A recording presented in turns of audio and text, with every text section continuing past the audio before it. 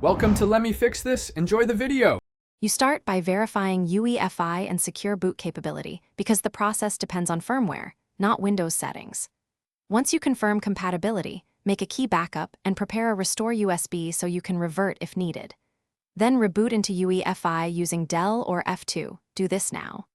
In UEFI, locate the Secure Boot menu, often under Boot, Security, or Authentication, so you can change enrollment options. Doing these first prevents mistakes later and saves time when you proceed to enroll keys. Once in Secure Boot configuration, switch from Standard to Custom mode so you can enroll Platform Key, PK, Key Exchange Key, KEK, and Signature databases, DB and DBX. You do this to allow only signed binaries you trust. That's why you import the OS vendor key, for example Microsoft, and any driver or vendor keys required by your software. Carefully verify fingerprints while importing. Mismatches block boot. Make the save. Then reboot to let the firmware lock the key set in place and test the boot path. You finish by enabling Secure Boot and confirming the OS boots cleanly. Open msinfo 32 or Device Manager to see Secure Boot state as on.